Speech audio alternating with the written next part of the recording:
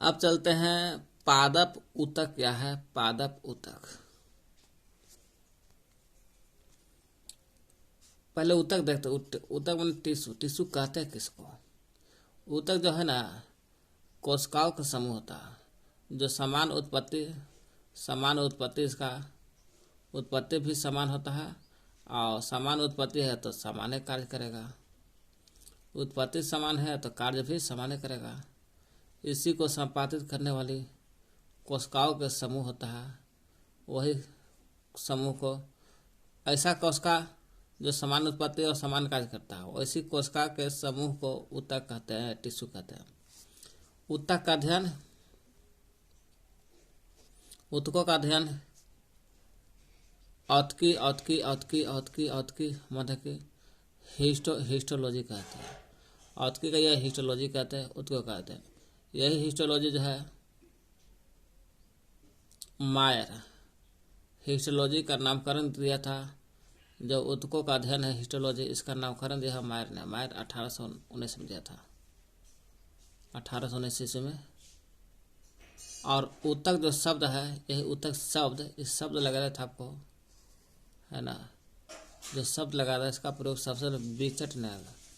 बिचट 1771 से 1802 का शासन चला बिचट। इस शाखा का स्थापना इटली के वैज्ञानिक मार्सेली मेलपिघी ने किया था।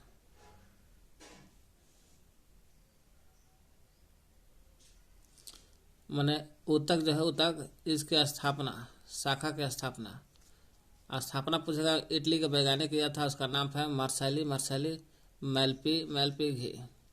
लेकिन वही ऊतक का स्थापना कहेगा, लेकिन वही ऊतक का शब्द का प्रयोग कहेगा तो बिचट ने किया था 1771 से 1802 में। क्या कहते हैं? समान उत्पत्ति और समान कार्य करेगा। समान कार्य करने वाले को और कोशिका का जो समूह होता है उसको ऊतक कहते हैं। ऊतक की स्थापना इटली के वैज्ञानिक मार्सेली मेलपिघी ने किया था। मार्सेली मेलपिघी ने किया था, इटली के वैज्ञानिक था।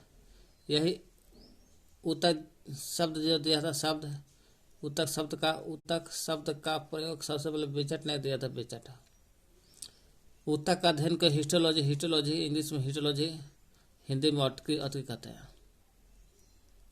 यही हिस्टोलॉजी का नामकरण मायर ने किया था। मायर 1819 ईस्वी में नामकरण कहेगा हिस्टोलॉजी का मायर ने 1819 ईस्वी में, यानी कि औतकी का नामकरण मायर ने किया था 1819 में। और ऊतक शब्द का प्रयोग सर्वप्रथम बिचट ने किया था। कोई भी पौधा रहेगा, पौधा का शरीर रहबे करेगा, शरीर रहेगा तो ऊतक से बना रहता है। ऐसे कोशिका से बनना, बहुत सारा कोशिका मिलता है तो कोशिका का समूह ऊतक कहता है। शरीर में बहुत सारा कोशिका रहता है तो कोशिका रहता है शरीर में, तो उससे प्रत्येक ऊतक होता है। तो प्रत्येक ऊतक, पौधे का शरीर में प्रत्येक ऊतक होता है। जितना ऊतक है सबका सब एक विशिष्ट कार्य करता है, उन्हें अलग प्रकार का कार्य करता है ऊतक। और सभी ऊतक मिल जाता है तो शीर्षस्थ कोशिकाओं के समूह में विभाजन उत्पन्न होता है। शीर्षस्थ कोशिका जो रहता है वही शीर्षस्थ कोशिका के समूह में विभाजन से उत्पन्न होता है। सभी ऊतक किससे उत्पन्न होता है? शीर्षस्थ कोशिका के समूह में विभाजन होता है, तब उत्पन्न होता है सभी ऊतक, तथा धीरे धीरे अपने कार्य के अनुरूप अनुकूलित हो जाता है। सभी ऊतक शीर्षस्थ कोशिका के समूह से विभाजित होता है और सभी ऊतक विभाजन होकर के धीरे धीरे अपने कार्य के अनुरूप अनुकूलित हो जाता है, करने लगता है कोशिका। इस प्रकार से कोशिका प्रत्येक ऊतक जो ऊतक विशिष्ट कार्य करता है। पादप ऊतक के प्रकार। पादप ऊतक के प्रकार पूछेगा, इसका 2 प्रकार होता है। अगर ऊतक के कोशिका होता है, कोशिका के विभाजन की क्षमता के आधार पर पादप ऊतक 2 प्रकार का होता है। कितने प्रकार होता है? 2 प्रकार का।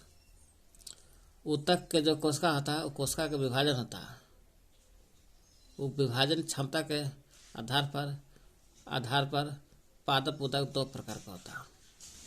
पहला है विभाज्योत्की ऊतक, जिसको कहते हैं मेरी स्टेमेटिक टिश्यू। अस्थायी ऊतक परमानेंट टिश्यू कहते हैं।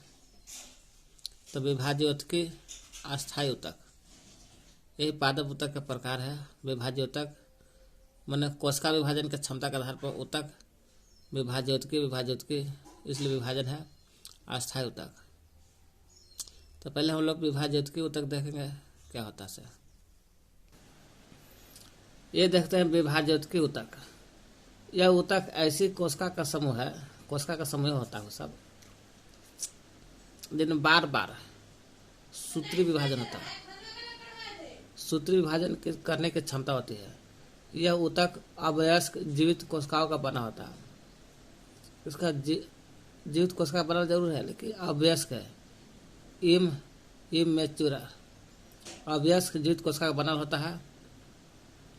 एक छोटी अंडाकार बहुभुजी होता है। छोटा भी होता है, अंडाकार होता है, बहुभुजी बहुत भुजा वाला होता है। इसकी जो भित्ति है, भित्ति विभाजकोत्की ऊतक का जो भित्ति है, भित्ति इसकी सेलुलोज बने होते हैं। भित्ति किसका बनल रहता है? तो सेलुलोज का बनल होता है। प्रत्येक कोशिका के घने कणयुक्त कोशिका द्रव से भरे रहता है। प्रत्येक कोशिका घना कणयुक्त कोशिका द्रव से भरा रहता है। इन कोशिकाओं में प्रायः राजधानी अनुपस्थित रहता है, मैंने राजधानी नहीं रहता। राजधानी नहीं रहता तो अंतरकोशिकीय स्थान भी नहीं रहता। क्या कहते हैं? सूत्री विभाजन से होता है। अवयस्क जीवित कोशिका का बनल होता है। छोटी होता है, अंडाकार होता है, बहुभुजी होता है। भित्ति जो बनल भित्ति सेलुलोज का बनल होता है। इस प्रत्येक कोशिका घने कणयुक्त कोशिका द्रव से भरे रहता है। राजधानी नहीं रहता है, इसलिए अंतरकोशिकीय स्थान भी नहीं रहता। विभाज्योतकी ऊतक कहते हैं। यह ऊतक स्थिति के आधार पर मतलब पोजीशन के आधार पर तीन प्रकार का होता है। विभाज्योतकी स्थिति पोजीशन के आधार पर तीन प्रकार का। शीर्षस्थ विभाज्योतकी पार्श्वस्थ अंतर्वेशी होता है। शीर्षस्थ पार्श्वस्थ अंतर्वेशी विभाज्योतकी होता है। Apical lateral इंटरकलर।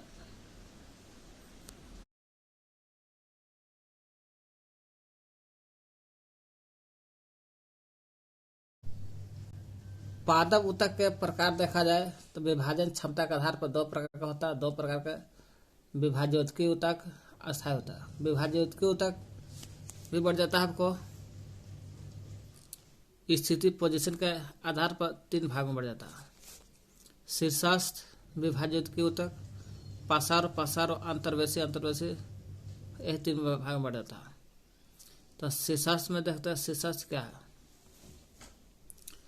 शीर्षस्थ विभाज्योतकी ऊतक, यह ऊतक जड़ और तने के शीर्ष भाग में उपस्थित रहता है। जड़ मिलेगा तो तना का जो शीर्ष भाग है, तना का शीर्ष भाग वही मिलेगा तथा लंबाई में वृद्धि करता है। शीर्षस्थ नामे है, शीर्ष में मिलेगा। तना का शीर्ष में यह जड़ और तना का जो शीर्ष उसी में मिलेगा, इसलिए लंबाई में वृद्धि करता है। शीर्ष है तो लंबाई में वृद्धि करबे करेगा। यह ऊतक प्राथमिक विभाज्योतकी से बनता है।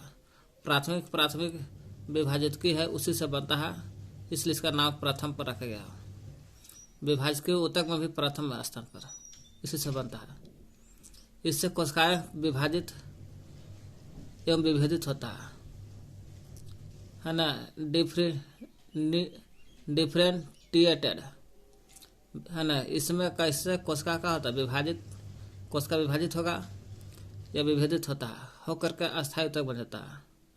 इसलिए इसका नाम है प्राथमिक विभाजित ऊतक है, इसलिए प्राथमिक वृद्धि के लिए जाना जाता है। क्या कहते हैं? जड़ और तना के शीर्ष भाग में रहता है, इसलिए लंबाई में वृद्धि करता है। लंबाई वृद्धि करेगा तो प्राथमिक विभाज्योतक से बनता है, इसलिए प्राथमिक विभाज्योतक से बनता है, इसलिए प्राथमिक वृद्धि हो जाता है। अस्थायी ऊतक बनाता है, अस्थायी ऊतक बनाता है, इससे कोशिका विभाजित होता है, विभाजित और कोशिका विभाजित होकर के विभाजित होता है, तब अस्थायी ऊतक बनता है और प्राथमिक वृद्धि के लिए जाना जाता है शीर्षस्थ विभाज्योतिक ऊतक का। दूसरा है पार्श्व विभाज्योतिक ऊतक। पार्श्व को देखते हैं, ये भी ऊतक जड़ में ये भी था, प्राथमिक वाला शीर्षस्थ वाला भी जड़ में, तना का शीर्ष में था, ये भी जड़ और तना के पार्श्व भाग में है। शीर्षस्थ इसलिए नाम दे दिया है कि जड़ तना के शीर्ष भाग में था, इसलिए शीर्षस्थ दे देगा। और पार्श्व इसलिए कहते हैं, ये भी जड़ तना के पार्श्व भाग में रहता है। यह पार्श्व विभाज्योतिक ऊतक, यह जड़, यह ऊतक जो है, यह ऊतक पार्श्व वाला ऊतक जड़ और तना जो रहता है इसी के पार्श्व भाग में बनता है, इसलिए पार्श्व विभाज्योतिक ऊतक कहते हैं। ये दूसरा स्थान पर है, इसलिए द्वितीय वृद्धि के लिए जाना जाता है। इससे संवहन ऊतक बनता है। अब संवहन ऊतक बनेगा जो भोजन संवहन का कार्य करते हैं एवं संवहन ऊतक के कारण तने की चौड़ाई, तना में होता है, तने की चौड़ाई में वृद्धि होता है। और संवहन ऊतक में अवस्थित कैम्बियन रहता है, कैम्बियन एवं वृक्ष के छाल जो रहता है, वृक्ष के छाल उसी के नीचे कैम्बियन रहता है, वही कैम्बियन इसका एग्जाम्पल हो गया, पार्श्व विभाजित ऊतक का एग्जाम्पल हो गया। पार्श्व विभाजित ऊतक जो है वही द्वितीय विभाज्योतिक कहलाता है। तो क्या देखे पार्श्व में, यह जड़ तना जो रहता है पार्श्व भाग में पड़ेगा तो पार्श्व विभाज्योतिक कहलाएगा, इसलिए द्वितीय वृद्धि के लिए जाना जाता है। इसमें संवहन ऊतक होता है, संवहन ऊतक होगा तो भोजन का संवहन करता है। अब भोजन का संवहन करेगा तो तने की चौड़ाई में वृद्धि होगा, और तने की चौड़ाई में वृद्धि होगा तो इसमें कैम्बियन पाया जाता है, और वृक्ष की जो छाल है वो नीचे का भी कैम्बियन रहता है। पार्श्व विभाजित ऊतक के एग्जाम्पल कैम्बियन संवहन ऊतक जो रहता है भोजन का संवहन करता है, उसी में कैम्बियन रहता है, कैम्बियन अब वृक्ष के छाल के नीचे कैम्बियन, यही पार्श्वस्थ विभाजित का एग्जाम्पल है। ये द्वितीय विभाजित की कहलाता है। शीर्षस्थ में क्या देखे, शीर्षस्थ वाला इससे कोशिका का होता है विभाजित होता है, विभाजित होकर के अस्थायी ऊतक बनाता है, ये वही अंतर्वेशी या अंतर्विष्ट विभाज्योतक ऊतक, अंतर्विष्ट विभाज्योतिक ऊतक, यह ऊतक अस्थायी ऊतक जो होता है उसके बीच में पाया जाता है। अस्थायी तो कौन बना रहता है, शीर्षस्थ वाला बना रहता है, शीर्षस्थ वाला अस्थायी तो बना रहता है, वही अस्थायी ऊतक जो रहता है एक बीच में पाया जाता है। ये पत्तियों का धार जो रहता है ना, पत्ती का धार वहीं में, और टहनी जो रहता है, टहनी के पर के दोनों ओर पाया जाता है। टहनी का पर जो है इधर दोनों तरफ मिलता है। ये वृद्धि करता है, कर का अस्थायी ऊतक में कन्वर्ट हो जाता है। अंतर्वेशीय अंतर्विष्ट, ये भी अस्थायी ऊतक के बीच रहता है, अस्थायी ऊतक के बीच पाया जाता है, पत्तियों का धार में पाया जाता है, या टहनी के जो पर्व है उसके दोनों ओर पाया जाता है। पत्ती का धार में या टहनी के पर्व के दोनों तरफ मिलता है। यह वृद्धि करता है, अंतर्वेशी या अंतर्विष्ट जब वृद्धि करेगा, वृद्धि करके अस्थायी ऊतक में कन्वर्ट हो जाता है। तो पादप ऊतक के प्रकार में विभाजन क्षमता के आधार पर दो प्रकार का था। दो प्रकार में पहला विभाज्योतिक ऊतक देख ले, विभाजित ऊतक के भी बाल बच्चा के देख लिए, शीर्षस्थ, पार्श्व, अंतर्वेशी या अंतर्विष्ट। अब देखते हैं अस्थायी ऊतक। अस्थायी ऊतक के भी शादी ब्याह कराते, देखते क्या होता है, क्या बाल बच्चा होता है। अस्थायी ऊतक होता है परमानेंट टिश्यू, ये भी दो प्रकार का होता है। चलिए देखते हैं। विभाज्योतिक अस्थायी ऊतक, विभाज्योतिक ऊतक, विभाज्योतिक ऊतक अस्थायी रूप से, अस्थायी रूप से नहीं, अस्थायी ऊतक की वृद्धि करता है, तो वृद्धि करके बनता है अस्थायी ऊतक। यही जो विभाज्योतिक है ना, यही अंत में बन जाता है अस्थायी ऊतक, इसी से बनता है अस्थायी ऊतक। वही करा अस्थायी ऊतक। विभाजित के ऊतक के तीन भेद देखे हम लोग। वो सब के सब कहिए या तो फिर विभाजित के ऊतक अस्थायी ऊतक कहलाता है। अस्थायी ऊतक है, क्यों? ये अस्थायी थोड़ा नहीं है, ये वृद्धि करते रहता है, इसलिए इसका नाम है अस्थायी ऊतक कहते हैं इसको। ये वृद्धि के फलस्वरूप अस्थायी में कन्वर्ट होता है, जिसमें विभाजन की क्षमता नहीं होता। विभाजन की क्षमता नहीं होता, अस्थायी हो गया, अस्थायी हो गया। अगर विभाजित ऊतक विभाजन हो रहा है तो विभाजित ऊतक कहलाएगा, और नहीं हो रहा तो अस्थायी ऊतक हो गया। यानी कि अस्थायी ऊतक में विभाजन की क्षमता होता है कि नहीं? तो नहीं होता है। तब कोशिका, लेकिन अस्थायी ऊतक के जो कोशिका होता है, कोशिका का रूप कैसा होगा, आकार कैसा होगा, तो सब का सब निश्चित होता है, ठीक ना। यह मृत और सजीव होता है। अस्थायी ऊतक चाहे मर जाएगा, इस सजीव होगा। क्या अस्थायी का मतलब का? मृत अस्थायी अपना बढ़ेगा ना घटेगा। सजीव में भी अस्थायी होता है। कोशिका भित्ति, अस्थायी ऊतक का जो कोशिका भित्ति देखिएगा ना, कोशिका भित्ति थोड़ा पतली होता है, अस्थायी रूप से पतली हो गया, या तो फिर मोटा भी हो सकता है अस्थायी रूप से, है ना। कोशिका भित्ति पतली या मोटी। कोशिका द्रव्य इसमें होता है। अस्थायी ऊतक का जो कोशिका द्रव्य होता है, इस कोशिका द्रव्य में बड़ी राजधानी होता है, बड़ा राजधानी होता है।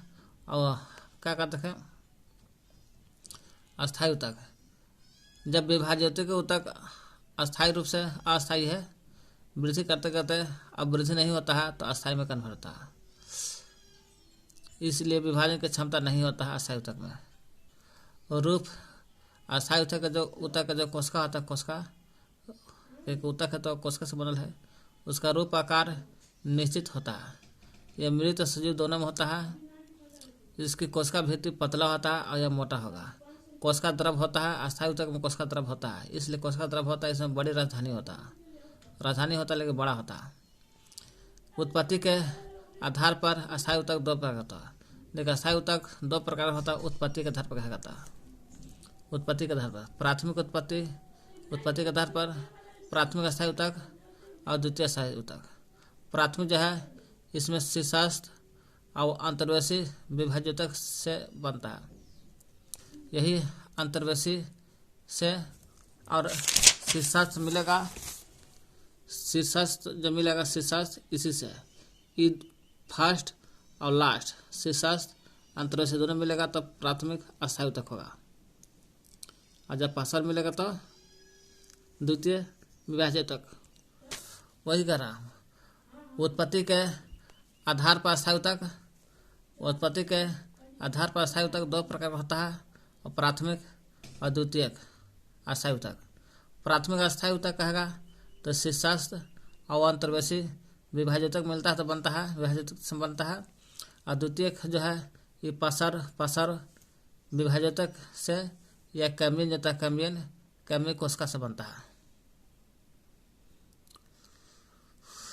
संरचना का, ये तो उत्पत्ति के आधार पर देखा प्राथमिक और द्वितीय अस्थायी ऊतक, लेकिन संरचना के आधार पर अस्थायी ऊतक दो प्रकार है। फिर संरचना के आधार पर क्या है, उत्पत्ति के आधार पर दोनों दो ही प्रकार का होता है।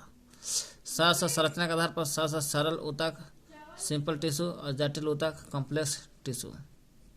जटिल ऊतक, सरल ऊतक के बारे में देखते हैं।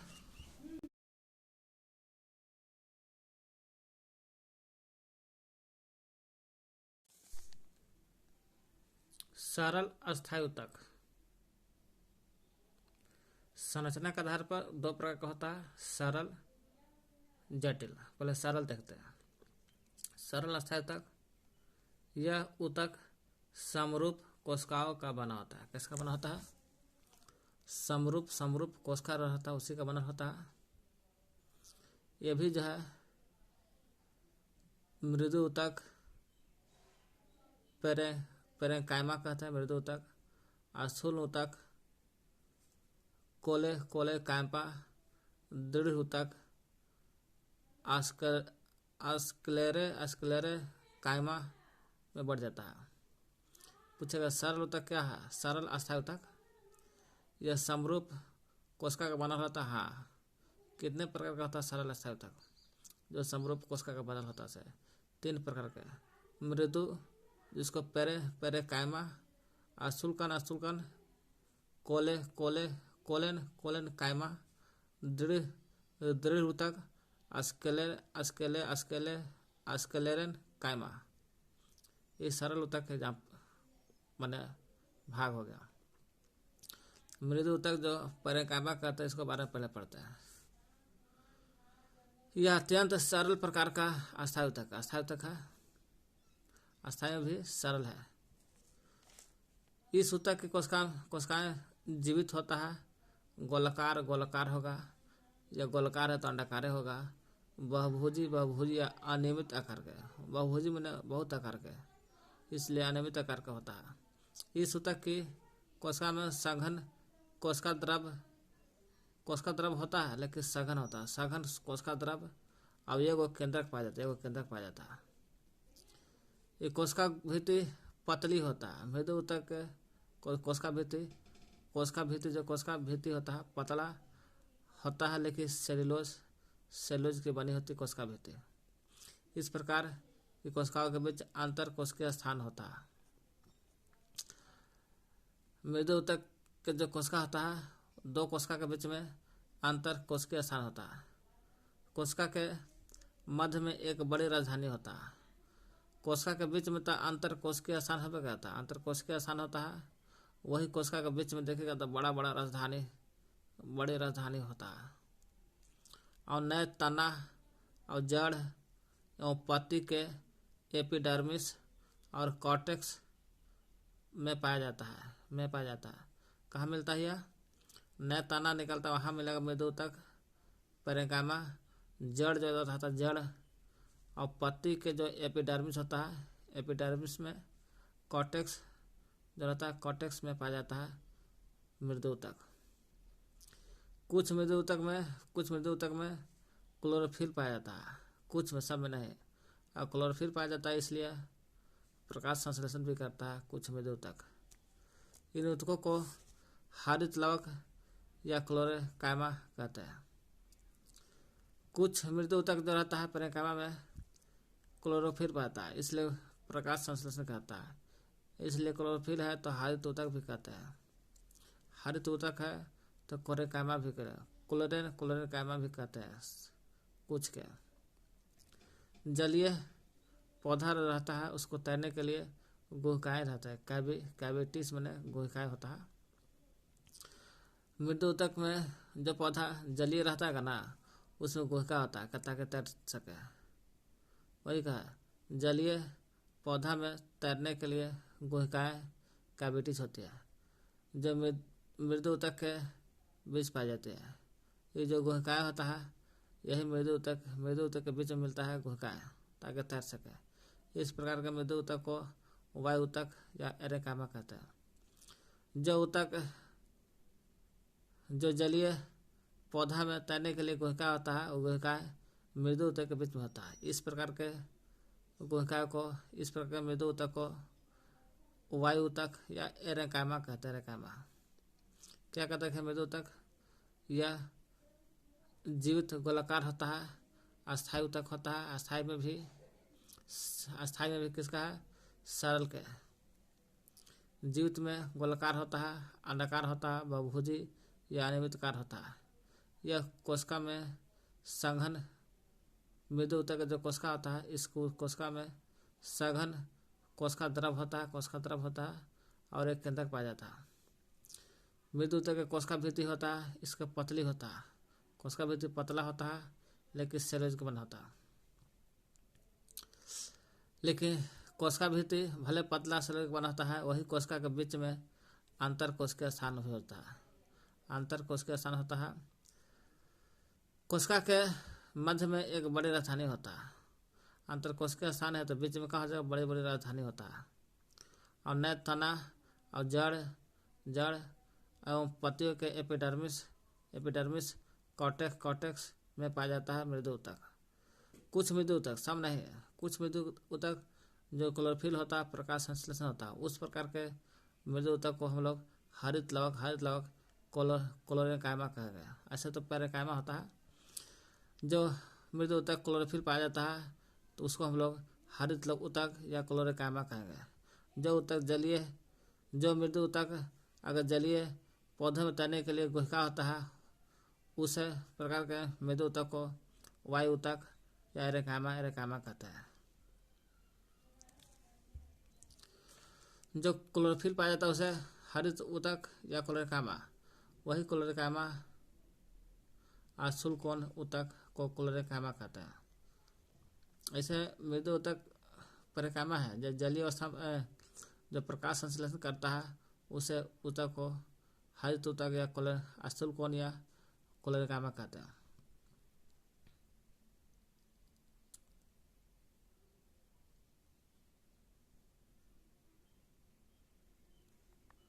और जो जलीय अवस्था में रहेगा तो उसमें गोहिका होता है, उसमें वायुतक या एरेकामा कहते हैं।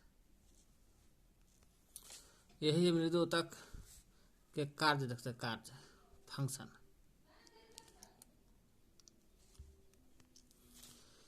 यह एपिडर्मिस के रूप में पौधों का संरक्षण करता है। पौधों का संरक्षण करता है कब? एपिडर्मिस के रूप में। पौधा का जो हरा भाग है जो हरित लौह के क्लोरेकामा कहते हैं, वही पौधा के हरे भाग में खास करके पत्ती में हरा भाग होता है। यह भोजन का निर्माण करता है। भोजन का निर्माण करने के साथ साथ जब पत्ती में रहता है मृदु ऊतक पत्ती में रहेगा तो भोजन का निर्माण करता है। यह ऊतक मृदु ऊतक जो है संचित क्षेत्र में भोजन का संचयन करता है। भोजन का निर्माण करेगा तो भोजन का संचयन करता है किस क्षेत्र में?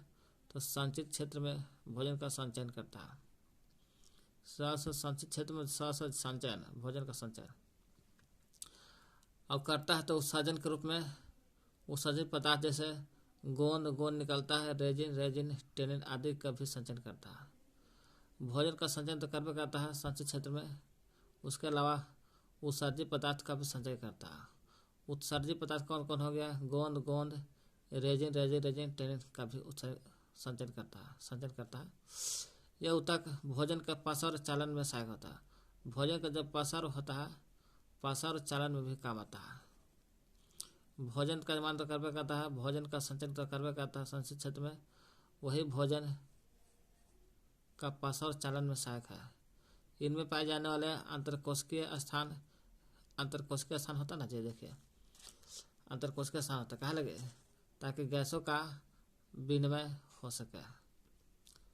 तो क्या का देखे एपिडर्मिस के रूप में पौधे का संरक्षण, पौधे के हरे भाग में खासकर पत्ती में भोजन का निर्माण होता है, इसलिए भोजन का संचयन संचित क्षेत्र में करता है। उत्सर्जित पदार्थ गोंद रेजिन टेनिन इसका भी संचित होता है। भोजन के पसर चालन में सहायक होता है। इसके बीच में अंतरकोशिकीय स्थान होता है, इसलिए गैसीय विनिमय में सहायक होता है।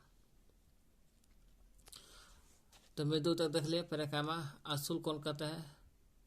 यही मृदु ऊतक में जब हरित लवक रहता है तो पेरेकामा कहते हैं, जो प्रकाश संश्लेषण करता है। वही आशुल्कोण के बारे में देता है। आशुल्कोण का मतलब कि आशुल्कोण है जी, आशुल्कोण कहते हैं कोलेकामा कहते हैं जी, गलत।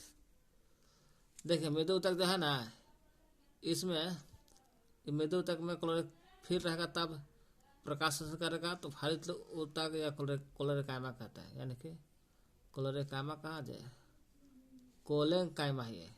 ये है क्लोरेन कायमा, यानी कि क्लोरोफिल है तो क्लोरेन कायमा कहेगा जी, ऐसा बात है, ठीक ना। हम लोग इसको बार बार पढ़े थे कि ये लग रहेगा तो इसमें जाए नहीं। अगर मृदु ऊतक में पेरेकामा में हरित लवक रहेगा तो क्लोरेन नहीं क्लोरेन कायमा कहेंगे, हरित ऊतक कहेंगे। जब क्लोरोफिल रहेगा तब। और गोहिका रहेगा तो तैरने वाला पौधा में गोहिका रहेगा तो वायु ऊतक या एरेन कायमा कहेंगे। चलिए देख लें।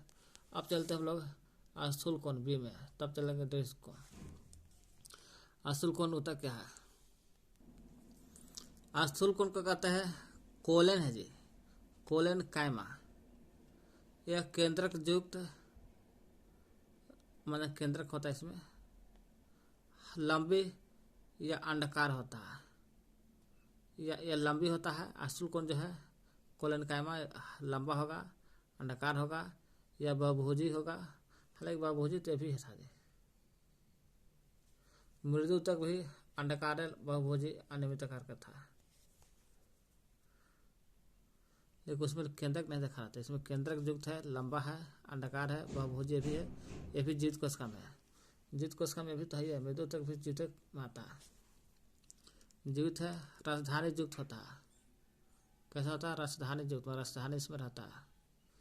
इसमें भी केंद्रक है, ये वो केंद्रक होता है इसमें भी, मृदु ऊतक में।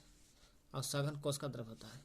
इसमें तो ही है, केंद्रक युक्त है, ये है, लंबा है, अंडाकार है, बहुभुजी है, जीवित है, राजधानी युक्त है। इसमें भी राजधानी है।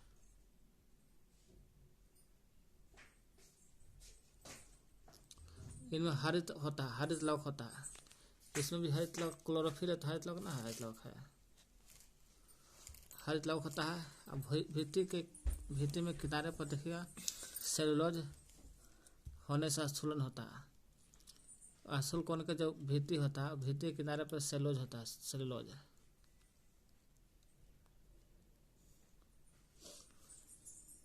देखिए इसमें राजधानी लिखा है, राजधानी राजधानी राजधानी जो था मृदु है, इसमें भी तो राजधानी है, ये है, बड़ी राजधानी होता है।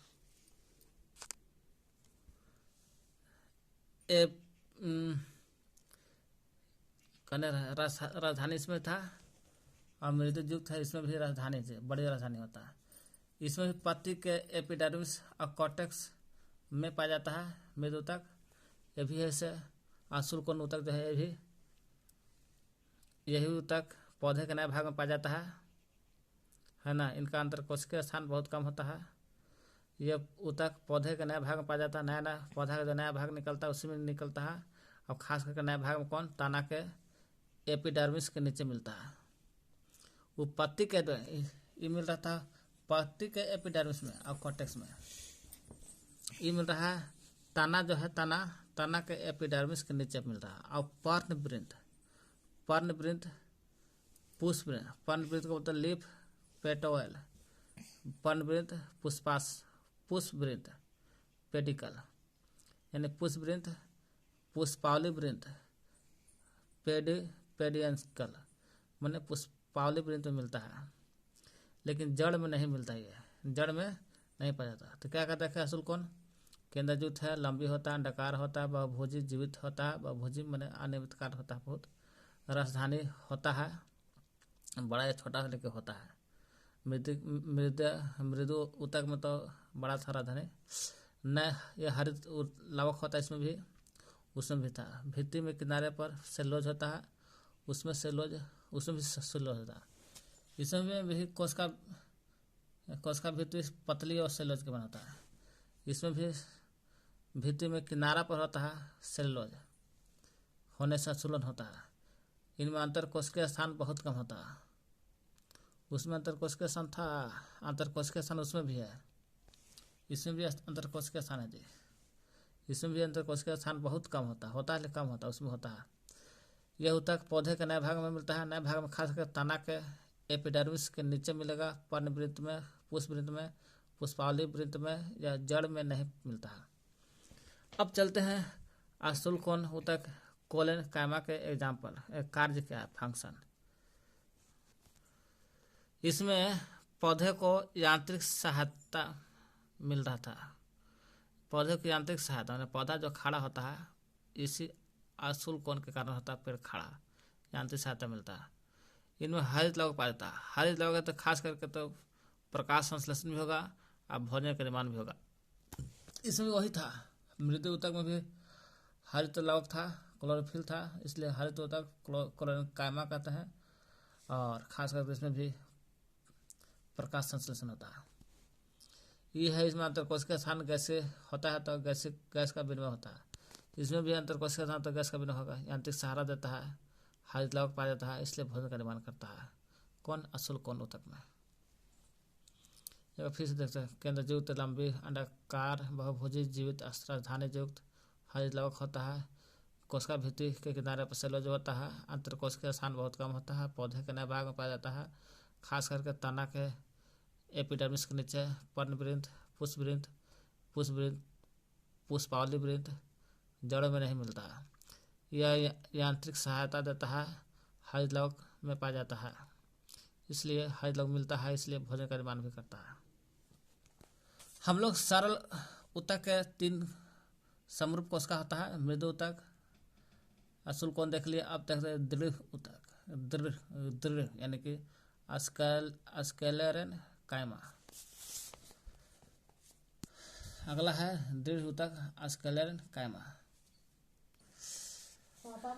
दृढ़ ऊतक, यह ऊतक की कोशिकाएं मृत, लंबी, संकरी दोनों सिरों पर नुकीला होता है।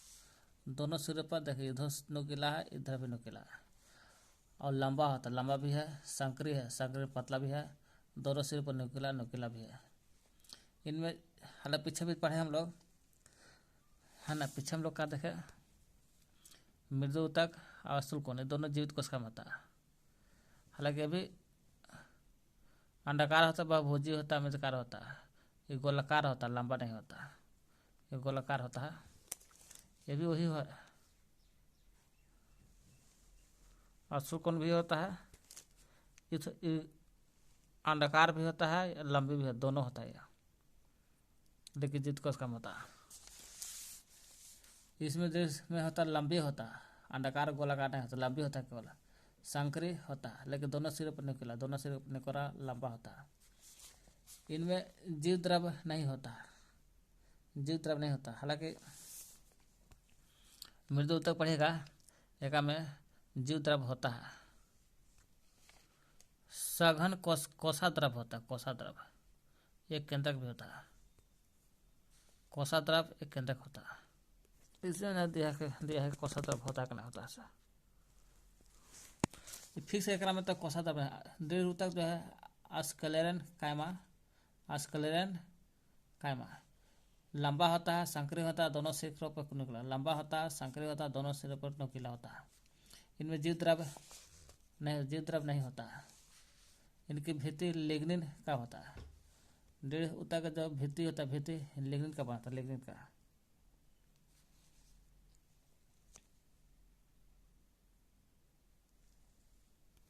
जगह मृदु ऊतक देखेगा, पैरेन्काइमा का देखेगा, इनका कोशिका भित्ति पतली होता है, लेकिन सेलुलोज का होता है। इसका भी कोशिका भित्ति है अशुल कोण के कोलेन कायमा का होता है। इसका भी कोशिका भित्ति किनारों पर सेलुलोज का बना होता है, इसलिए सुरन होता है, इसलिए इनका अंतर कोशिकीय स्थान बहुत कम होता है। उसमें सेलुलोज का बना होता है दोनों में।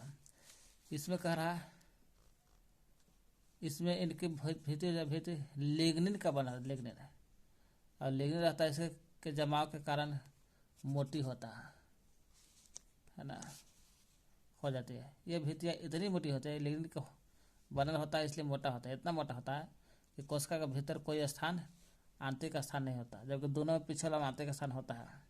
क्यों? क्योंकि पिछला दोनों में है ना, मृदु ऊतक में भी अंतरकोशिकीय स्थान होता है, क्योंकि सेलुलोज का बना होता है। इसमें भी अंतरकोशिकीय स्थान होता है, इसमें देखिए, इसमें भी अंतरकोशिकीय स्थान बहुत कम होता है, लेकिन फिर भी अंतरकोशिकीय स्थान होता है, क्योंकि इसका भी कोशिका भित्ति सेलुलोज का बना होता है। लेकिन इसका कोशिका भित्ति दृढ़ ऊतक जो है, इसका कोशिका भित्ति लिग्निन का बना है, लिग्निन का, इसलिए मोटा होता है। कोशिका भित्ति मोटा होता है, इसलिए कोशिका भित्ति भीतर, कोशिका के भीतर कोई आंतरिक स्थान नहीं होता है। कोशिका के अंदर आंतरिक स्थान नहीं होता मोटा होने के कारण। लिग्निन होता है, इसलिए मोटा होता है, आंतरिक स्थान नहीं होता। यह कॉर्टेक्स और पेरिसाइक्लिक सनन बंडल में पाया जाता है। मृदु ऊतक जो है पैरेन्काइमा, यह एक बड़े नए तना, जड़, पत्तियों के एपिडर्मिस, कॉर्टेक्स में पाया जाता है। ये पाया जा रहा है कहाँ जी? अशुल कोण ऊतक। यह पौधा का नया भाग में पाया जाता है, खास करके तना के एपिडर्मिस के नीचे। पर्णवृंत, पुष्पवृंत, पुष्पावली वृंत में मिलता है, लेकिन जड़ में नहीं मिलता है। ये जो है दृढ़ ऊतक स्क्लेरन स्क्लेरन कायमा, यह cortex cortex cortex pericyclic pericyclic pericyclic संवहन बंडल में पाया जाता है। दृढ़ ऊतक पौधे के तना, पत्ती के सिरा, फल, बीज के बीजावरण तथा नारियल के बाहरी रेशेदार छिलका है तो उसमें पाया जाता है। कॉर्टेक्स में मिलकर करता है, पेरिसाइक्लिक में मिलता है। पेरिसाइक्लिक कॉर्टेक्स पेरिसाइक्लिक संवहन बंडल, तना पत्ती का सिरा है ना, फल तथा बीज के बीजावरण में नारियल के बाहरी सिरा, नारियल के जो बाहरी रेशेदार छिलका होता है उसमें मिलता है स्क्लेरन कायमा। जिन पौधे में रेशा उत्पन्न होता है, जैसे नारियल के बाहरी रेशेदार छिलका रेशा होता है, वही का जिन पौधे में रेशा उत्पन्न होता है, फाइबर में रेशा होता है, उनमें यह ऊतक प्रचुर मात्रा मिलता है। रेशा वाला में ज़्यादा मिलता है दृढ़ ऊतक। क्या कहते हैं, लंबा संकरा, दोनों सिरा पर नुकीला, मृत कोशिका का बना होता है, मृत होता है, इसलिए जीव द्रव नहीं होता इसमें। लिग्निन भीति होता है, इसलिए लिग्निन बनने के कारण मोटा होता है, इसलिए आंतरिक स्थान नहीं होता इसके अंदर। कॉर्टेक्स पेरिसाइक्लिक संवहन बंडल मैंने भोजन का सेवन करता है। तना, पत्ती के सिरा, फल, बीज के बीजावरण तथा नारियल के बाहरी रेशेदार छिलका में मिलता है, और रेशा वाला में ज़्यादा मिलता है दृढ़ ऊतक से। इनका कार्य क्या है, ये पौधे के यांत्रिक सहारा देता है। हालांकि पौधे के यांत्रिक सहारा अचूलकर्ण वो भी देता है, पौधे के यांत्रिक सहारा भी दे रहा है अचूलकर्ण ऊतक कोलन कायमा। स्क्लेरन कायमा यानी दृढ़ ऊतक, ये भी पौधे को यांत्रिक सहारा देता है, आंतरिक भागों की रक्षा करता है। आंतरिक का स्थान है ही नहीं तो आंतरिक भाग का रक्षा करवे करेगा।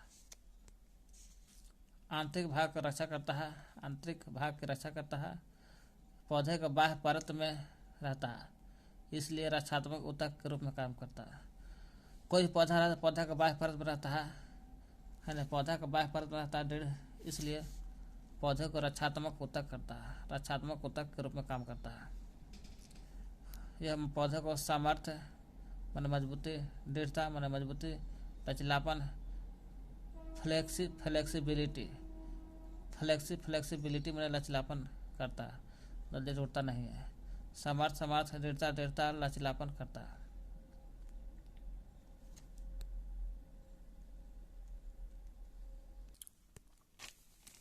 अस्थायी ऊतक दो प्रकार का था, है ना। उत्पत्ति के आधार पर दो प्रकार, प्राथमिक द्वितीयक, लेकिन संरचना के आधार पर भी दो प्रकार का था, सरल जटिल। सरल देख लिए, है ना, जटिल देखते, जटिल ऊतक, जटिल अस्थायी ऊतक देखते हैं। जटिल अस्थायी ऊतक कॉम्प्लेक्स टिश्यू।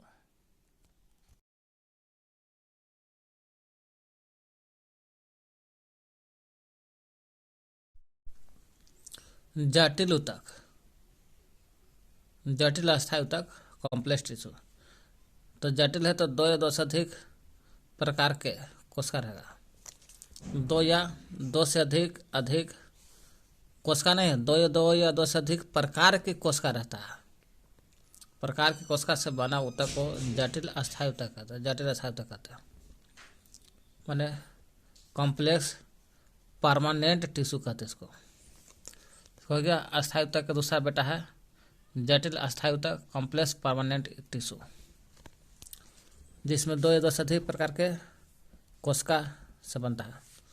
ये इकाई के रूप में सभी मिलकर के भले ये दो या दो से अधिक प्रकार की कोशिका से भले बनल है, दो या दो से अधिक प्रकार की कोशिका, सभी प्रकार के कोशिका एक साथ मिलकर के इकाई के रूप में काम करता है। इकाई के रूप में एक साथ कार्य करती है। ये जल, खनिज, लवण, खाद्य पदार्थ को पौधे के विभिन्न भागों तक पहुंचाता है। जटिल ऊतक का काम क्या है? जल को जटिल अस्थायी ऊतक है। जटिल अस्थायी ऊतक काम है जल खनिज लवण या खाद्य पदार्थ जो भोजन है सभी को, जल को खनिज लवण खाद्य पदार्थ को पौधे के विभिन्न भागों तक पहुंचाता है। इसलिए पहुंचाता है। जटिल ऊतक दो प्रकार का होता है, जैसे जाइलम को एक्स-वाई-एल-ई-एम जाइलम को दारू भी बोलते हैं और फ्लोएम होता है, फ्लोएम को बास्ट बोलते हैं, बास्ट। कुछ जटिल अस्थायी ऊतक दो प्रकार के, जाइलम दारू कहते हैं, फ्लोएम बास्ट कहते हैं, बास्ट। यही जाइलम और फ्लोएम जो है यही दोनों को हम लोग बोलते हैं संवहन ऊतक बोलते हैं। संवहन बंडल का निर्माण करता है। संवहन बंडल को संवहन ऊतक भी बोलता है। वास्कुलर टिश्यू कहता है, यानी कि संवहन बंडल को संवहन ऊतक भी बोलते हैं। तो पहले जाइलम देखते हैं। जाइलम क्या है? जो दारू क्या है? दारू, इसको दारू भी बोलते हैं ना जी।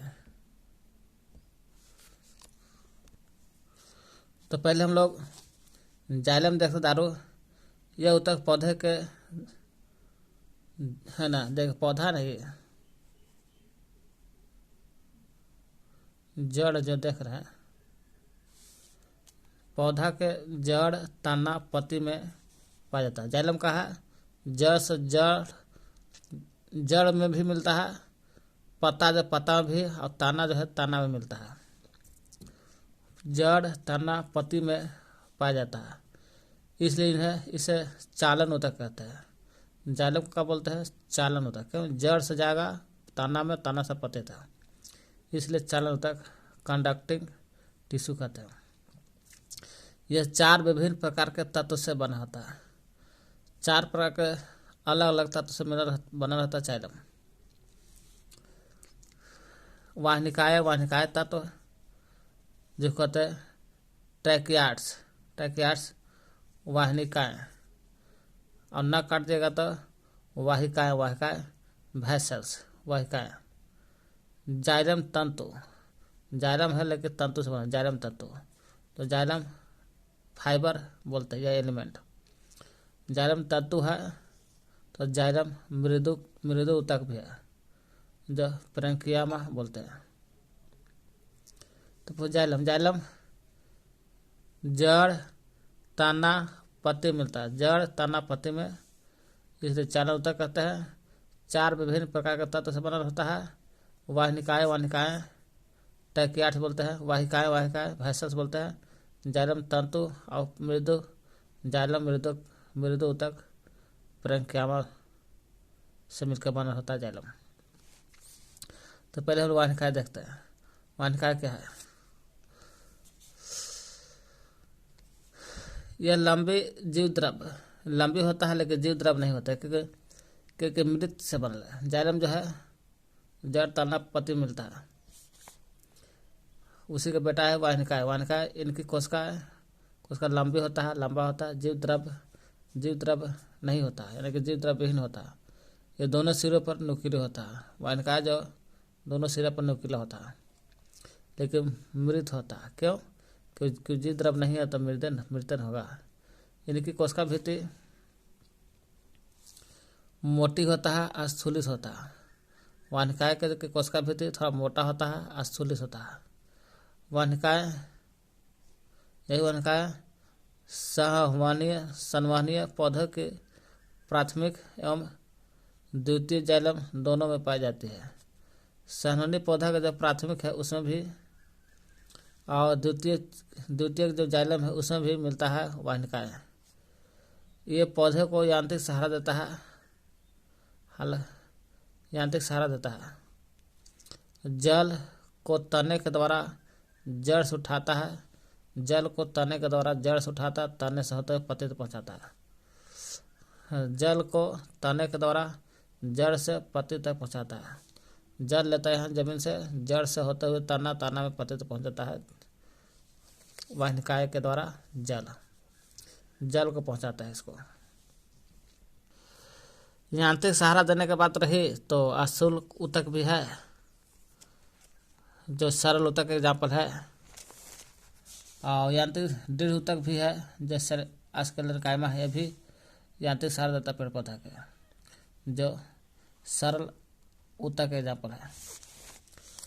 तो हम लोग क्या करते हैं, वाहिनिकाएँ में लंबी होती है, जीव द्रव नहीं होता है, दोनों सिरा पर नुकीला होता है, मृत होती है, इसलिए जीव द्रव नहीं होता है। वाहिनिकाएँ सहनवनीय पौधों के प्राथमिक में भी मिलता है, सहनवनीय पौधा रहता है उसमें भी, उसके प्राथमिक में भी मिलता है वाहिनिकाएँ। द्वितीय जाइलम में उसमें मिलता है वाहिनिकाएँ। ये पौधों की यांत्रिक सहारा देता है, जल को उठाता है जड़ में, जड़ से ताना, ताना के द्वारा पत्ती में पहुंचा देता है ना। जड़ से जल लेता है जमीन से, जड़ में, जड़ के बाद तना में, तना का पत्ती द्वारा पहुंचता है। अगला जाइलम के दूसरा बेटा है, कौन है, वाहिनिकाएँ हो गया, तो वाहिकाएँ वैसल्स।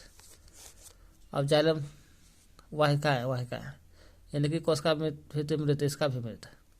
वाहिनिकाएँ या वाहिकाएँ दोनों के कोशिका मृत होता है, नहीं दोनों में जीव द्रव नहीं होगा, लेकिन लंबी नली के समान होता है, यही भी तो लंबी नली के समान है। कभी कभी अशुल भित्तियाँ विभिन्न तरह से मोटी हो जाती है, हो जा करके वलकार, सर्पिलाकार, सीढ़ीनुमा, गर्ती, पिटेड, जालिका रूपी वाहिका बनाती है। वलकार, सर्पिलाकार, सीढ़ीनुमा, गर्ती, जालिका रूपी वाहिकाएँ बनाती है। कभी कभी अशुलित भित्ति विभिन्न तरह से मोटी होगी तब बनाता है ऐसा। यह वाहिकाएँ आवृत्ति बीजी जो पौधा रहता है उसके प्राथमिक और द्वितीय जाइलम में पाई जाती है। आवृत्ति बीजी पौधा होना चाहिए, सब पौधा नहीं है। आवृत्त बीजी पौधा का प्राथमिक भाग में और द्वितीय जाइलम में पाई जाती है। इस सर्वजनिक पौधा के प्राथमिक भाग में मिल रहा था, वाहिनिकाएँ न लगल है, सर्वजनिक पौधा का प्राथमिक में और द्वितीय जाइलम में। यही वाहिका है जो सर्वजनिक पौधा के जगह पर आवृत्त बीजी जो पौधा है उसी पौधा का प्राथमिक में और द्वितीय जाइलम दोनों मिल रहा है, इसमें भी द्वितीय जाइलम में पाई जाती है। यह पौधा के जड़ से जल, खनिज लवण को पत्ती तक पहुंचाता है। ये वाहिनिका जो है जल को पहुंचा रहा था पत्ती तक जड़ से, और ये है जड़ से जल उठता है और खनिज दोनों, खनिज प्लस जल दोनों आ जाता है, पत्ती तक पहुंचता है। अब चलते जाइलम तत्व पर एक बार फिर से वाहिका मृत होता है, लंबी नली होता है के समान होता है। कभी कभी अशुल भित्तियाँ विभिन्न तरह के मोटी हो जाता है, इसलिए वालाकार, सर्पिलाकार, सीढ़ीनुमा, गर्ती, जालिका रूपी होती है वाहिकाएँ। चलिए इतना तो हो गया। आवृत्ति बीजी पौधा रहेगा उसमें प्राथमिक में मिलेगा, द्वितीय जाइलम रहेगा उसमें भी मिलता है वाहिका। जड़ से जाता है जल और खनिज दोनों जाता है पत्ती तक, जड़ से होते हुए पत्ती तक पहुँचता है।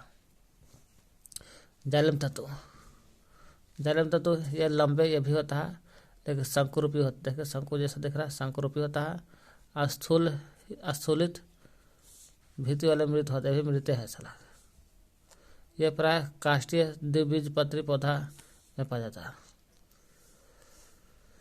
इस सब में नहीं मिलता, काष्ठ लकड़ी जो द्विबीजपत्री रहता है, द्विबीजपत्री पौधा उसे मिलता है जाइलम तत्व।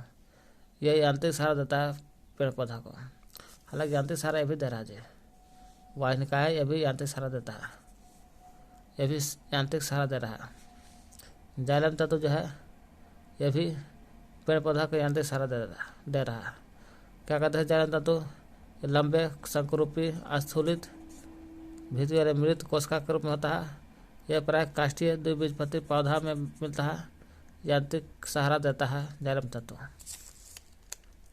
तंतु की जगह पाइए मृदु ऊतक, जाइलम मृदु ऊतक, जाइलम पेरेन्काइमा मृदु ऊतक। यह प्राय पेरेन्काइमस, इंग्लिश में मृदुतट, हिंदी में मृदुतक, इंग्लिश में पेरेन्काइट्स और जीवित होता है। ये जीवित होता है क्योंकि इसमें जीव द्रव होता है। मृदुतक लग गया तो जीवित होगा, क्योंकि पेरेन्काइट्स मेंस में जीवित होता है। यह भोजन संग्रह का कार्य करेगा, जीवित है तो भोजन संग्रह कर करेगा। किनारों की ओर पानी के पार्श्वीय संवहन में मदद करता है। यह किनारा की ओर देखेगा, पानी के पार्श्वीय संवहन में मदद करता है। जाइलम मृदु ऊतक। तो हम लोग अस्थायी ऊतक के दो बेटा जाइलम दारू पढ़ लिए, फ्लोएम देखते हैं जो बास्ट बोलते हैं। फ्लोएम को बोलते हैं बास्ट, बी से phloem. Phloem phloem phloem xylem की तरह, जब हम लोग जाइलम पढ़े, जाइलम फ्लोएम भी जाइलम की भांति फ्लोएम भी पौधों की जड़ में तना पत्ती मिलता है। जाइलम भी मिल रहा था आपको, जड़ तना पत्ती मिल रहा था। जाइलम जड़ तना पत्ती में मिल रहा था। फ्लोएम भी जड़ तना पत्ती मिल रहा है। ये पत्ती के द्वारा तैयार, पत्ती जब खाना बना लेता ना है, उस भोजन को, उस भोज पदार्थ को पौधे के विभिन्न भागों तक पहुंचाता है। पौधा के विभिन्न भाग तक पहुंचाता है। ये कहता है देख पत्ती तो खाना बना लेता है, हाँ ला भोजन लेता है और पौधा के सभी भाग तक पहुंचाता है फ्लोएम। यानी कि भोजन के पहुंचाने का काम करता है फ्लोएम। और जाइलम है से जल और खनिज दोनों। और जल खनिज में खास करके वाहिकाएं करता है, और जल को पहुंचाने का काम करेगा वाहिकाएं। तो फ्लोएम फिर जड़ तना पत्ती में पाया जाता है। यह पत्ती के द्वारा तैयार भोजन पदार्थ होता है, उसको पौधे के विभिन्न भाग तक पहुंचाता है। यह एक संचयक ऊतक है। कैसा संचयक है, इसलिए कि भोजन का संचयन करता होगा, तब न संचयक ऊतक माना जाता है। पदार्थ है जो विभिन्न पौधे के विभिन्न भाग तक पहुंचाता है। नहीं, यह एक संचयक ऊतक है जो पौधे को यांत्रिक संचयन करता है। संचयक ऊतक है, इसलिए पौधे को यांत्रिक संचयन प्रदान करता है। फ्लोएम भी निम्नलिखित प्रकार का होता है, 4 तत्व से बना होता है। जाइलम जो था यह भी 4 विभिन्न प्रकार तत्व से बनल था। फ्लोएम भी देख रहे हैं, यह भी 4 तत्व से मिलकर बना होता है। चालनी नलिका, जिसको सीव ट्यूब्स, चालनी नलिका, सहकोशिकीय कॉम्पेनियन सेल्स, सहकोशिकीय। फ्लोएम तत्व, फ्लोएम फाइबर्स, फ्लोएम तत्व, फ्लोएम मृदु तंतु भी और मृदु ऊतक, फ्लोएम पेरेन्काइमा। फ्लोएम के 4 तत्व ही है।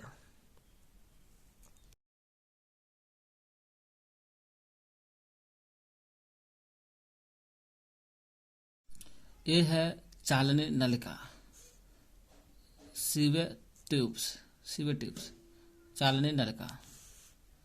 ये एक दूसरे के परत के रूप में रहता है और लंबा होता है, बेलनाकार भी है और इसी में छिद्रित होता है, छिद्र जैसा है।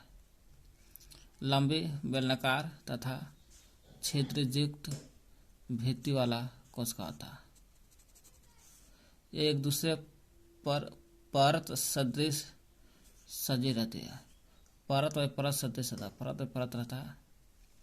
2 कोशिकाओं की विभाजन भित्ति छिद्रयुक्त होती है, तो इसे चालनी पट्टी कहते हैं। जब 2 कोशिका रहेगा ना, 2 कोशिका, उसकी विभाजन भित्ति अगर छिद्रयुक्त रहेगा, छिद्र जैसा, तो वह चालनी पट्टी कहते हैं उसका। 2 कोशिकाओं की विभाजन भित्ति जब छिद्रयुक्त रहेगा तो उसको क्या कहते हैं, वो दोनों कोशिका को कहते हैं, वो दोनों कोशिका को कहेंगे चालनी पट्टी कहेंगे, यानी चालनी नलिका है। चालनी नलिका की वयस्क अवस्था, मतलब जब जवान रहेगा, चालनी नलिका जब जवान रहेगा, वयस्क रहेगा, तो वयस्क अवस्था में केंद्रक अनुपस्थित रहता है। मतलब बच्चा रहेगा तो हो जाएगा केंद्रक, लेकिन वयस्क अवस्था आते केंद्रक गायब हो जाता है, अनुपस्थित रहता है। यह एक चालनी नलिका का कोशिका द्रव चालनी पटका के छिद्र द्वारा ऊपर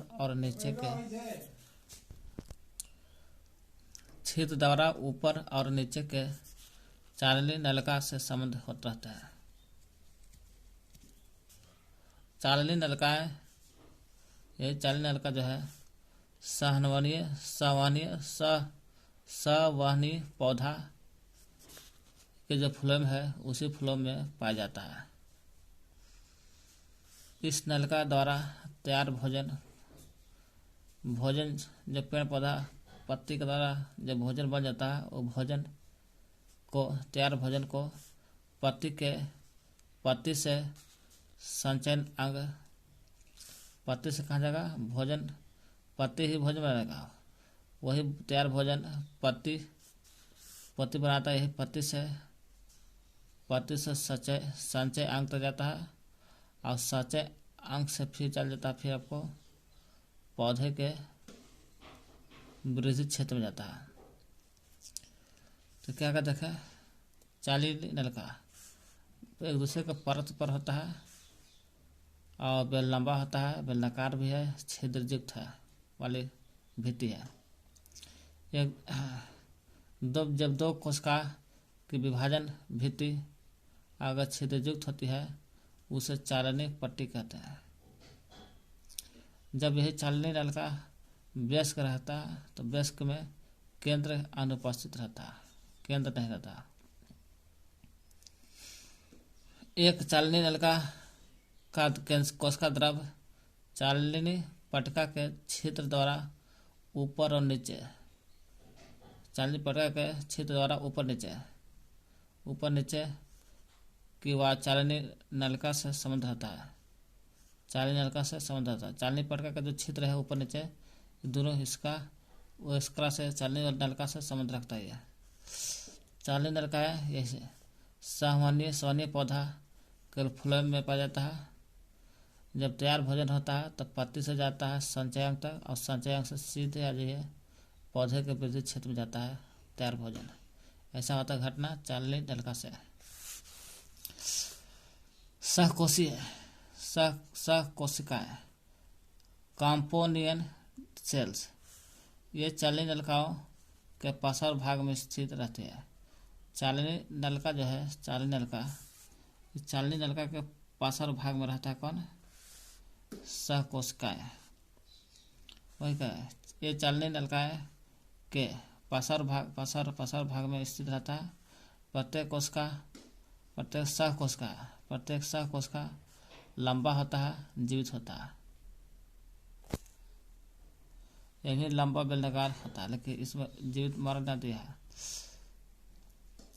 केंद्रक नहीं रहता है तो इसका मतलब कि मरले होगा ना, जीवित रहता है। वयस्क में केंद्रक नहीं रहता है। यह भी लंबा होता है, जीवित होती है, इसलिए केंद्रक जीव द्रव होता है। इसमें केंद्रक भी हो जाता है और जीव द्रव भी हो जाता है। ये केवल एंजियोस्पर्म के फ्लोएम में पाई जाती है। एंजियोस्पर्म का जो फ्लोएम होता है उसे मिलेगा, जबकि ये वाला मिला था चालनी नलिका सवहनीय पौधा के फ्लोएम में था। और जो सहकोशिका जो है एंजियोस्पर्म के फ्लोएम में मिलता है।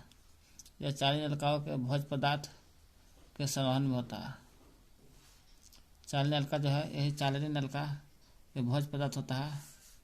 यही चालनी नलिकाओं में भोज्य पदार्थ के संवहन में सहायता करता है। क्या कहते हैं सहकोशिका है ना, चालनी नलिका के पार्श्व भाग में रहता है, लंबी होता है, जीवित होती है, इसलिए केंद्रक और जीव द्रव दोनों होता है। केंद्रक भी होता है, जीव द्रव भी होता है। यह केवल एंजियोस्पर्म के जो फ्लोएम उसे मिलता है, एंजियोस्पर्म के फ्लोएम मिलता है। चालनी नलिका में भोज्य पदार्थ के संवहन में सहायता करता है, इसलिए इसका नाम सहायता करने के कारण सहकोशिकीय है। और फ्लोएम तंतु ये भी लंबा होता है और दृढ़ होता है एवं आस्केलेरन काइमेट्स कोशिका की बनी होती है। यह फ्लोएम ऊतक को यांत्रिक सहारा देता है। फ्लोएम ऊतक होता है, उसको यांत्रिक सहारा देता है फ्लोएम तंतु। फ्लोएम तंतु का काम है, फ्लोएम है तो फ्लोएम को यांत्रिक सहारा देता है फ्लोएम तंतु। ये लंबी दृढ़ स्केलेरन काइमेट्स कोशिका बनी होती है, यांत्रिक सहारा देता है। फ्लोएम मृदु ऊतक जिसको कहते हैं फ्लोएम पैरेनकाइमा, मृदु ऊतक को बोलते हैं। ये भी जीवित होता है। मृदु ऊतक ऐसे जीवित है, ये जीवित है, हालांकि सहकोशिकीय भी लंबा जीवित है। और फ्लोएम मृदु ऊतक ये भी जीवित है, ये भी लंबा है, लेकिन एक केंद्रक युक्त कोशिका होती है। सहकोशिकीय भी लंबी जीवित और केंद्रक जीवित दोनों था। इसमें है जीवित भी है, लंबा भी है, केंद्रक युक्त कोशिका भी है, जो सहकोशिका के निकट स्थित है। इसलिए फ्लोएम मृदु ऊतक दोनों मिलता है, इसलिए सहकोशिका के निकट फ्लोएम मृदु ऊतक पाया जाता है। यह भोज्य पदार्थ के संवहन में सहायता करता है, इसलिए सहकोशिका भी क्या करेगा, भोज्य पदार्थ चालनी नलिका में भोज्य पदार्थ का संवहन करता है। यह जो भोज्य पदार्थ का संवहन में सहायता करता है भी चालनी नलिका की तरह और सहकोशिका की तरह।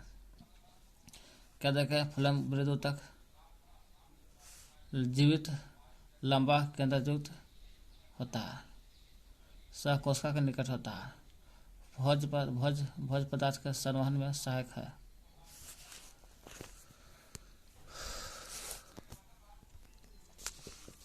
वार्षिक वलय, एनुअल रिंग। वार्षिक वलय क्या है?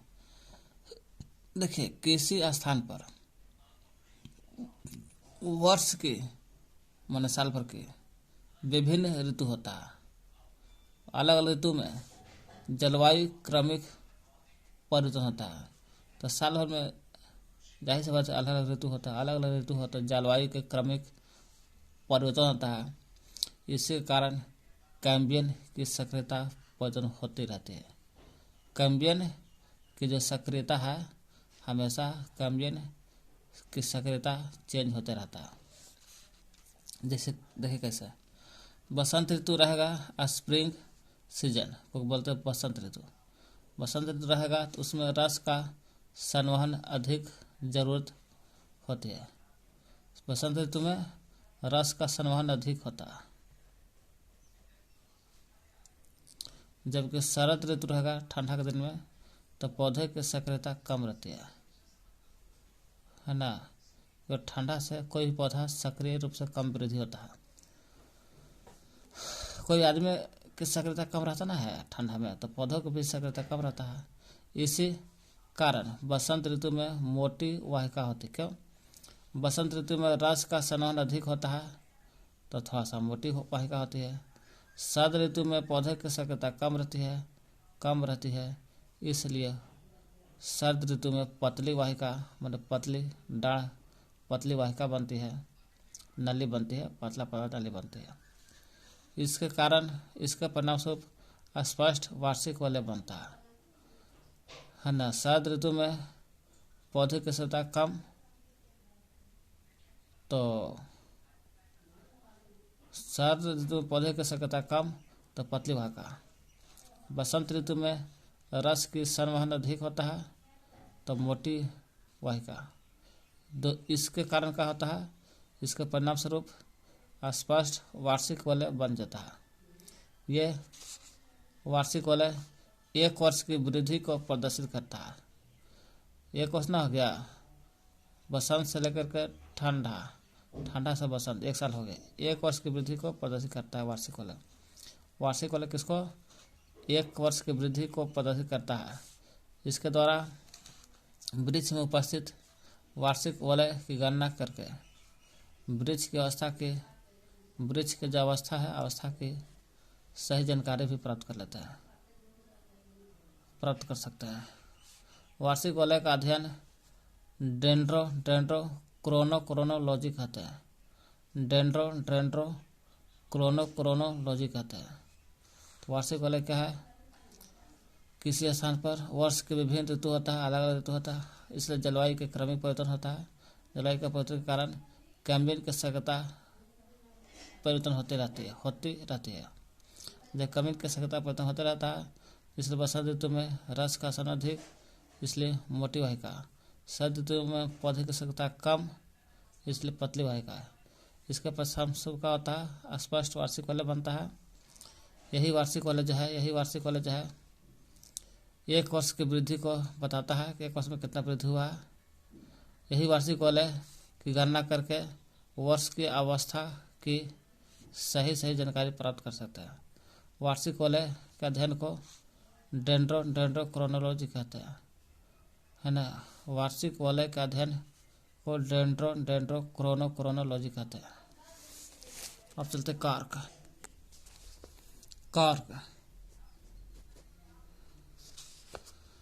अगला है कौर क्या है सुनो। देखिए, कैम्बियम की सक्रियता को प्रदर्शित करता है वार्षिक वलय। वही कॉर्क जो है, कॉर्क है सीआर के कॉर्क कैम्बियम द्वारा बाहर की ओर कॉर्क का निर्माण किया जाता है। कैम्बियम क्या करता है, कैम्बियम द्वारा बाहर की ओर किसका निर्माण करता है, कैम्बियम द्वारा, तो कॉर्क का निर्माण होता है। परिपक्व होने पर यह मृत हो जाता है। यही कॉर्क का होता है। कॉर्क पूरा परिपक्व होता है, मैच्योरिटी होता है, जवान होता है तो मर जाता है तो कॉर्क में वायु भर जाता है। कॉर्क सुबेरियन नामक रासायनिक पदार्थ से बनती है। सुबेरियन नाम के रासायनिक पदार्थ से, इसी से बनता है कॉर्क। सुबेरियन नामक रासायनिक पदार्थ से बनती है। बोतलों में लगाया जाने वाला कॉर्क इसका उत्तम उदाहरण है। कॉर्क बोतल लगता है।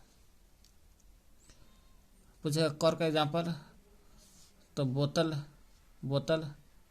या सुबेरिन का है। सुबेरिन का एग्जाम्पल सुपरिन का है ना, रासायनिक पदार्थ से बनती है कॉर्क। और सुबेरिन कहो या कॉर्क कहो, बोतल में लगाया जाने वाला कॉर्क सुबेरिन का एग्जाम्पल है। जो क्यूरकस सुबेर नामक पौधे से प्राप्त होता है। क्यूरकस सुबर नाम के पौधा इससे मिलता है, बोतल में लगाने वाला कॉर्क। क्या कहता है, कॉर्क है कैम्बियम द्वारा बाहर की ओर कॉर्क का निर्माण होता है। यही कॉर्क जब परिपक्व होता है तो मर जाता है तो वायु भर देता है। कॉर्क सुबेरिन नाम के रासायनिक पदार्थ से मिलता है।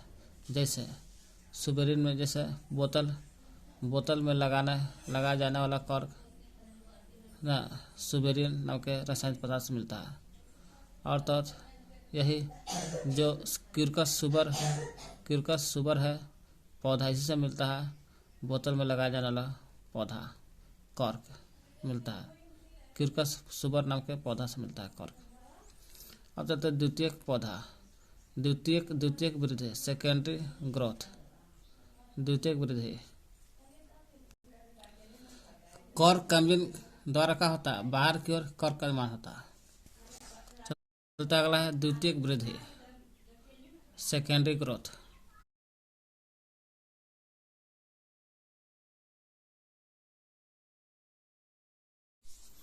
द्वितीयक वृद्धि अधिकांश द्विबीजपत्री में देखिएगा ना, द्विबीजपत्री में स्तंभ माने तना और जड़ में मोटाई में वृद्धि होता है। द्विबीजपत्री में देखिएगा ना, स्तंभ माने तना और जड़ दोनों में मोटाई में वृद्धि होता है। द्विबीजपत्री पौधा रहेगा, ओकरा में तना और जड़ दोनों का मोटाई होता है। यह वृद्धि एधा माने कैम्बियम के द्वारा, वही वृद्धि जो होता है एधा माने कैम्बियम तथा कॉर्क कैम्बियम, एधा कैम्बियम, वृद्धि एधा कैम्बियम या कॉर्क कैम्बियम की क्रियाशीलता के कारण होती है ना। वृद्धि एधा कैम्बियम कॉर्क कैम्बियम के दोनों क्रियाशीलता होता है। तो द्विबीजपत्री में स्तंभ, तना और जड़ में मोटाई होता है। अतः एधा मन वही कैम्बियम, कैम्बियम और कॉर्क कैम्बियम वही हो गया, एक कॉर्क कैम्बियम द्वारा बाहर की ओर कॉर्क का निर्माण होता है, वही हो गया। एधा मने वही वृद्धि एधा कैम्बियम कॉर्क कैम्बियम की क्रियाशीलता के कारण स्तंभ या जड़ के रंभीय स्तंभ या जड़ के रंभीय और एक्स्ट्रा स्टीलर भाग में हुई मोटाई में वृद्धि द्वितीय वृद्धि कहलाता है। द्वितीय वृद्धि का होता है ना कि द्विबीजपत्री रहेगा, उसमें स्तंभ, तना और जड़ में मोटाई होता है। ये जो स्तंभ, तना और जड़ में मोटाई होता है, यह वृद्धि जो होता है, तना और जड़ की मोटाई में जब वृद्धि होता है, मोटाई में जब वृद्धि होता है, यह वृद्धि एधा कैम्बियम और कॉर्क कैम्बियम के कारण होता है। यही एधा कैम्बियम और कॉर्क कैम्बियम के कारण स्तंभ या जड़ के रंभीय एवं एक्स्ट्रा स्टीलर भाग में हुई मोटाई में वृद्धि द्वितीय वृद्धि होता है। स्तंभ या जड़ के रंभीय स्टीलर, एक्स्ट्रा स्टीलर माने एक्स्ट्रा रंभीय भाग में जो मोटाई होता है, इसी घटना को बोलते हैं, यही दोनों घटना को बोलते हैं द्वितीयक वृद्धि कहते हैं। कुछ एक बीजपत्री होता है, ये तो द्विबीजपत्री में देखें। कुछ एक बीजपत्री में पौधा जैसे ड्रेसिना, येलो यूका आदि में द्वितीयक वृद्धि देखने को मिलती है। कुछ एक बीजपत्री में भी द्वितीय वृद्धि होता है, जैसे ड्रेसिना, येलो यूका। ड्रेसिना और येलो यूका जो है, ये तीनों में एक द्वितीय वृद्धि देखने को मिलता है। लंबाई और भार में बढ़ता हुए तना तथा इसकी शाखाओं के दृढ़ता के लिए द्वितीय वृद्धि आवश्यक है ना। एक बीजपत्री पौधे जैसे ड्रेसिना, येलो यूका में वृद्धि होता है, तो यह भी द्वितीय वृद्धि के कारण होता है। लंबाई और भार में बढ़ते हुए तना, लंबाई और भार में बढ़ते हुए तना तथा इसकी शाखा की दृढ़ता के लिए द्वितीय वृद्धि आवश्यक होता है कि नहीं, तो होता है। तो यही द्वितीय वृद्धि प्राय जो द्विबीजपत्री है, वही द्वितीय वृद्धि प्राय द्विबीजपत्री पौधा में ही होता है। एक बीजपत्री पौधा कुछ द्वितीय बीजपत्री में तो होबे करता है द्वितीय वृद्धि, लेकिन कुछ में एक बीजपत्री में भी होता है। द्वितीय वृद्धि के दौरान संवहनीय ऊतकों का निर्माण संवहन एधा कैम्बियम मैंने संवहन मैंने होता है वैस्कुलर कैम्बियम द्वारा होता है। पूछेगा द्वितीय वृद्धि के दौरान संवहनी ऊतक होता है तो किस में होता है? संवहनी ऊतक का निर्माण जो होता है संवहनी एधा मैंने संवहन कैम्बियम के द्वारा होता है। इन ऊतकों को द्वितीय संवहनी ऊतक कहते हैं। जब संवहनी ऊतक के दौरान संवहनी एधा बनेगा मैंने कैम्बियम के दौरान होता है, तो उसे इन ऊतक को द्वितीय संवहनी ऊतक कहते हैं। कॉर्टेक्स में भी एवं विभाज्य ऊतक कॉर्क एधा कॉर्क कैम्बियम कॉर्टेक्स में भी देखा जाता है। कॉर्टेक्स में भी एक विभाज्य ऊतक कॉर्क कैम्बियम द्वारा द्वितीय कॉर्टेक्स तथा कॉर्क बनते हैं। कॉर्टेक्स में देखा गया है कि एक विभाज्य ऊतक होगा तो कॉर्क कैम्बियम एधा तथा द्वितीय कॉर्क कैम्बियम मैंने कॉर्क एधा के द्वारा द्वितीय कॉर्टेक्स बनता है और कॉर्क भी बनता है। कॉर्टेक्स कॉर्क बनता है और द्वितीय कॉर्टेक्स बनता है।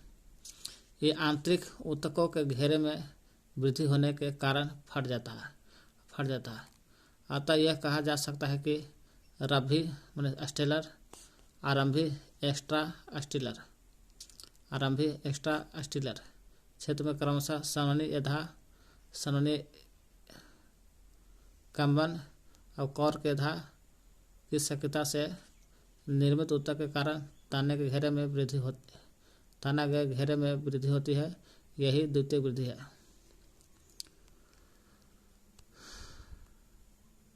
इसको रोक के पढ़ लीजिएगा, देख लीजिएगा।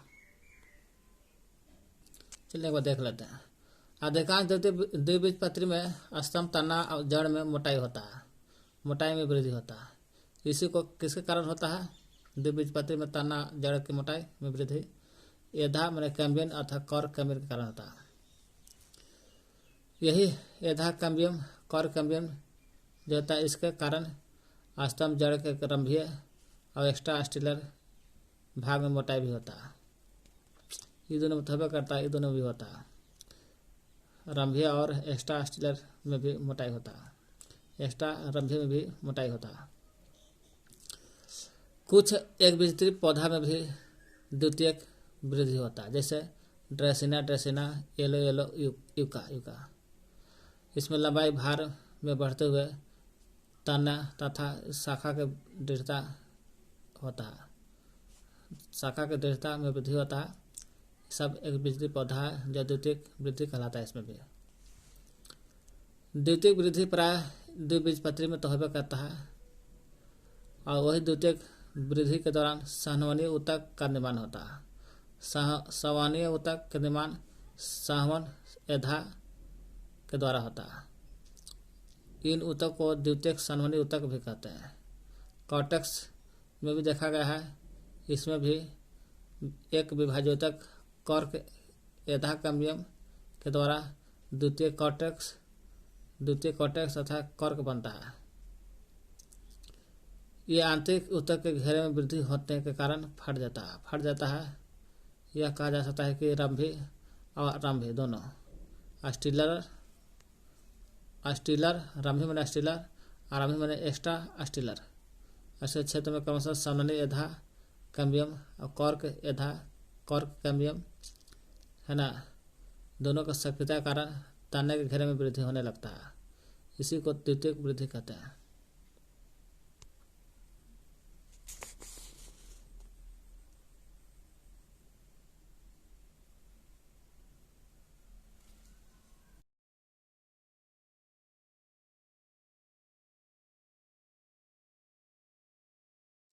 हम लोग मानव शरीर के तंत्र देखते हैं। मानव शरीर के तंत्र के बारे में ज़्यादा पढ़ते हैं। तंत्र का मतलब क्या होता है? शरीर का बहुत सारा ऐसा अंग है जो एक दूसरे पर डिपेंड है, उसके बिना दूसरा शरीर नहीं काम करता, दूसरा शरीर के बिना तीसरा काम नहीं करता।